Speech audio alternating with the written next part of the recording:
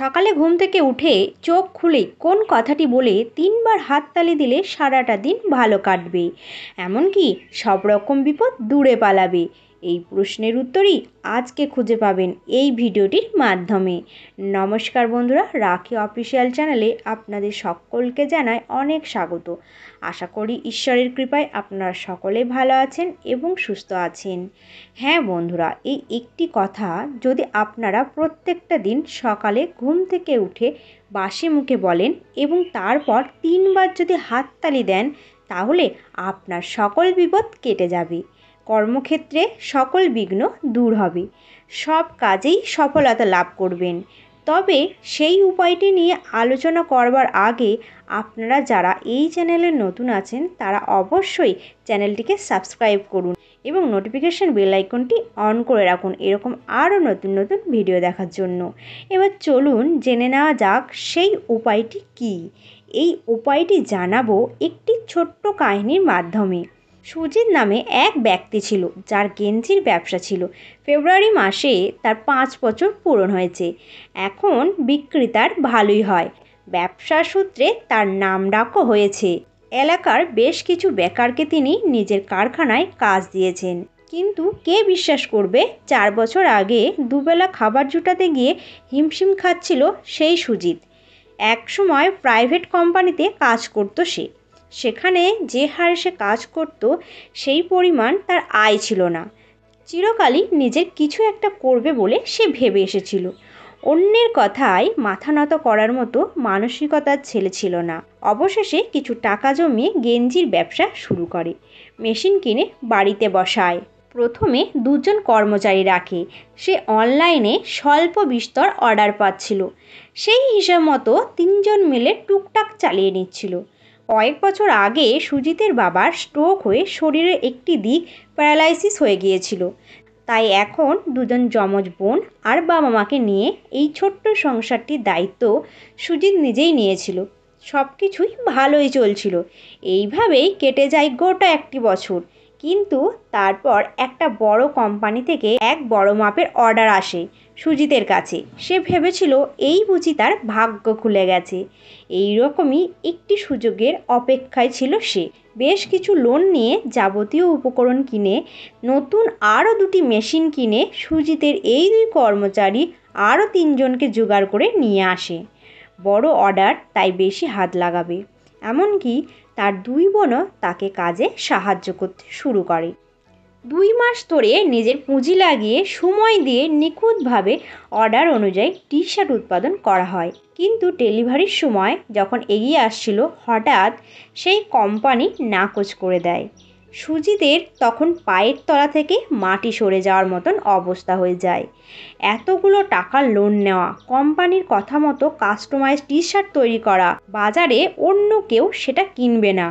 যেটুকু সেই company advance payment করেছিল সেটিও খরচা হয়ে গিয়েছিল।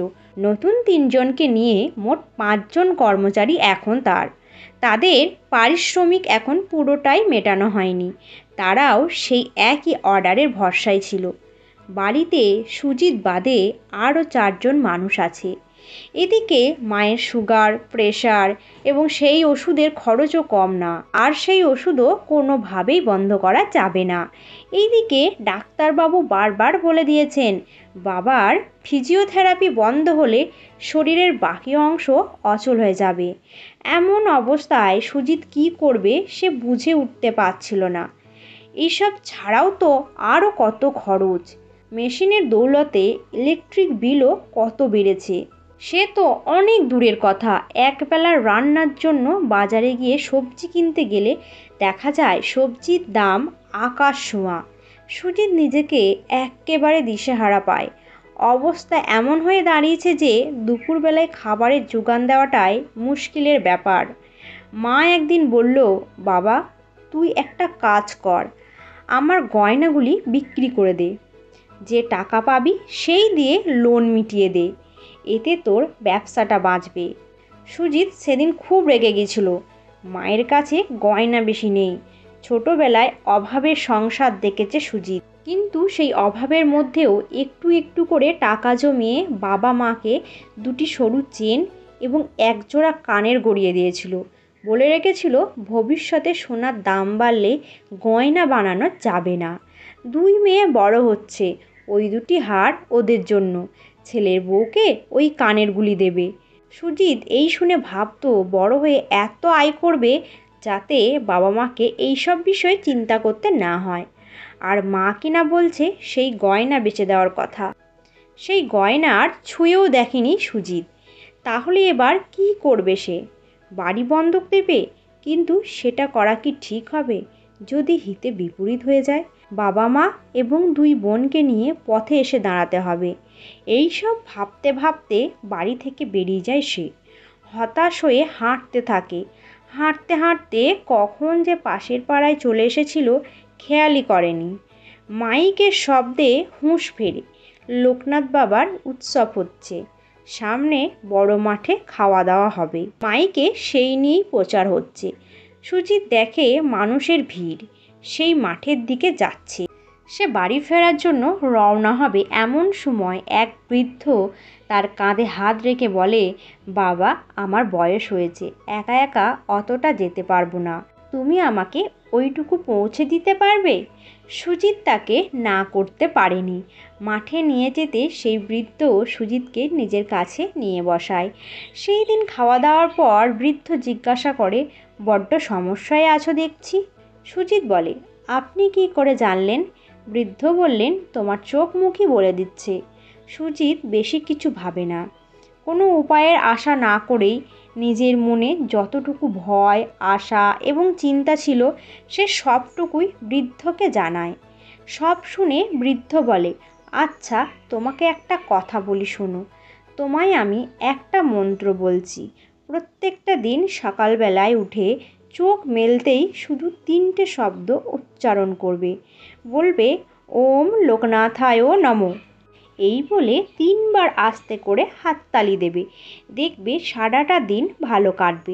তোমার সব বিপদ দূর হয়ে যাবে। প্রত্যেকটা কাজে সফল হবে। আমি বলছি, করে দেখো, ফল অবশ্যই পাবে। সুজিত বাড়ি ফিরে ভাবে এইসব করে কি কোনো লাভ হবে? কিন্তু তারপর সে ভাবে এতদিন তো সে চেষ্টা করলো, কোনো লাভ তো কিছু হয়নি। না হয় এবার লোকনাথ বাবাকেই স্মরণ করা যাক।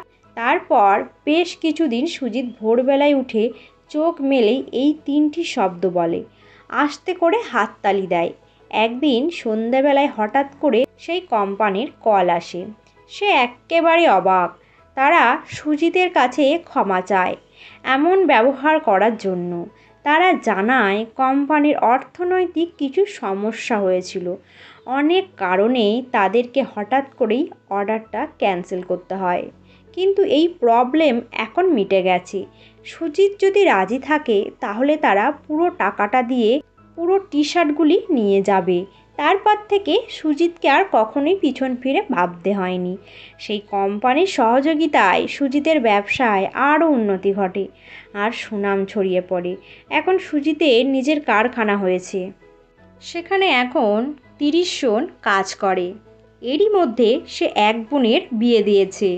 আর এক বোন উচ্চশিক্ষিত হয়ে নিজের পায়ে দাঁড়াতে চায়। তাই তাকে আরও পড়াশোনা করাচ্ছে সুজিত। বাবা মায়ের চিকিৎসার খরচ এখন অনায়াসে সে সামালতে পারে। সে অক্ষরে অক্ষরে লোকনাথ বাবার বলা এই কথাগুলি মানে, রণে বনে জলে জঙ্গলে যখনই বিপদে পড়িবে আমাকে স্মরণ করিও, আমি তোমাকে রক্ষা করিব। তাহলে বন্ধুরা বুঝতে পারলেন তো, সকালে ঘুম থেকে উঠে শুধুমাত্র একবার ওম লোকনাথায় নমঃ এই কথাটি বলে 3 বার আস্তে আস্তে হাততালি দেবে। তাহলে সকল বিপদ দূর হয়ে যাবে। লোকনাথ বাবা বলেন যে কেউ যখন কোনো বিপদের সময় তার নাম স্মরণ করে তাহলে তিনি তাকে রক্ষা করেন। আর তার নাম নিয়ে দিন শুরু করলে দিন অবশ্যই ভালো কাটবে। তো বন্ধুরা, ভিডিওটি ছিল এই পর্যন্তই। যদি ভালো লেগে থাকে তাহলে অবশ্যই একটি লাইক করবেন এবং সাবস্ক্রাইব করে নোটিফিকেশন বেল আইকনটি অন করে রাখবেন। আর কমেন্ট বক্সে অবশ্যই লিখবেন জয় লোকনাথ বাবার জয়।